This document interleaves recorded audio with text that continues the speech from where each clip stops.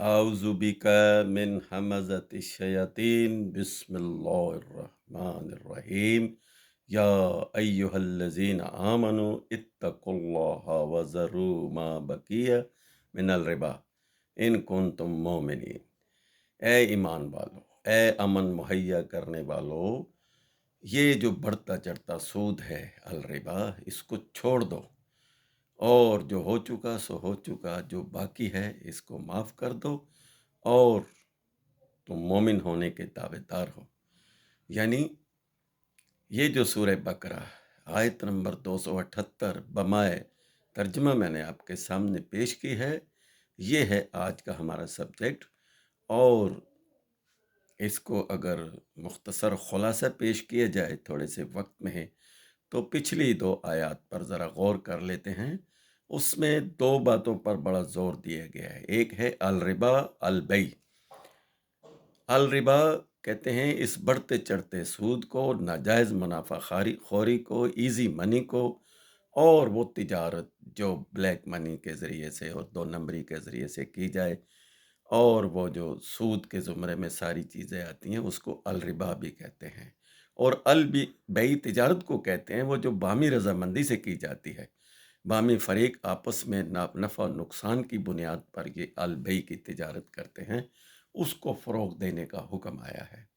और आगे चलें तो अल रिबा अस-सदाक़ात। अल रिबा वही बढ़ता चढ़ता सूद, इजी मनी, नाजायज़ मुनाफा खोरी और बढ़ते चढ़ते मुनाफे, और वो चीज़ें जो तिजारत में, यानी जिसे आप ज़ख़ीरा अंदोज़ी भी कह लें, उसके ज़रिए हासिल होती है, उसको अल रिबा कहते हैं। और अस-सदाक़ात, अज़-ज़कात, ये दोनों एक ही चीज़ें हैं। अस-सदाक़ात यानी यहाँ पे अल रिबा के साथ अस-सदाक़ात को इसलिए जोड़ा गया ताकि लोग गुर्बत को ख़त्म करें और जो सरमाया हमने उनको दिया है उसको खर्च करें।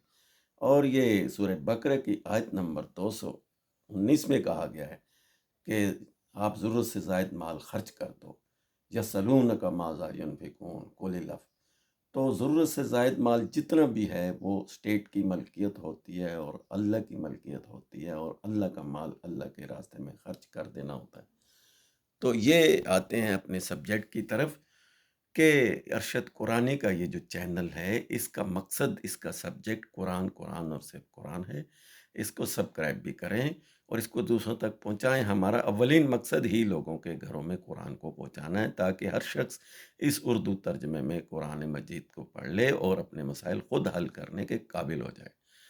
और इस आयत में या अय्युहल्लज़ीना आमनू यानी अमन मुहैया करने के ज़िम्मेदारों, हुकूमती ओहदेदारों को भी कहा गया है कि आपकी ड्यूटी में सबसे पहली ड्यूटी यही है कि माशरे में सूद ख़त्म करें, ज़ालिमाना इक़दामात ख़त्म करें, नाजायज़ मुनाफ़ाखोरी ख़त्म करें, और माशरे में जितना नासूर फैला हुआ है, गरीब गरीब तर हो रहा है और अमीर अमीर तर, इसमें स्टेट की ज़िम्मेदारी है कि वो अपने इख्तियारात का जायज़ इस्तेमाल करते हुए अल रिबा को ख़त्म करे और अल बई और अस-सदाक़ात और अज़-ज़कात को फ़रोग़ दे। आते हैं आयत नंबर 269 की तरफ, जिसमें कहा गया है कि ला तुज़लमून वला तुज़लमून। जब तुम जुल्म कर रहे हो और जुल्म से बाज नहीं आओगे तो तुम पर भी यकीनन जुल्म ही होगा, क्योंकि ये मकाफ़ात अमल का कानून, फितरत का कानून कुरान मौजूद है। और इसके दरमियान में ये भी कहा कि अकीमुस्सलात व आतु ज़कात, यानी ये दोनों वाव ताकीदी है, ये दोनों एक दूसरे की ज़िद हैं कि जहाँ सलात कायम होगी वहाँ ज़कात का निज़ाम भी कायम होगा। यानी इस बिस्मिल्लाह से वन्नास तक इस कुरान की पैरवी करके सलाती निज़ाम कायम हो सकता है और ज़कात यानी माशरे की परवरिश की जा सकती है। तो ये जो बढ़ता चढ़ता सूद है, इससे ख़ास तौर पर ये इसलिए मना किया गया, जो हो चुका सो हो चुका, जो बकिया रह गया है वज़रू मा बकिया मिनल रिबा, ये इसको छोड़ देना है और इस सिलसिले को मुनक़ता कर देना है, ख़त्म कर देना है और तिजारत को फ़रोग़ देना है। तिजारत इंसानों में मोहब्बत, प्यार और अच्छा माशरा पैदा करती है, और अल रिबा लोगों में नफ़रत पैदा करता है। यानी बढ़ता चढ़ता सूद, ज़ालिमाना इक़दाम से हासिल की गई ईज़ी मनी, ये ईज़ी मनी और बढ़ते चढ़ती चीज़ें और बढ़ता चढ़ता रातों रात अमीर होने का चक्कर सब अल रिबा है।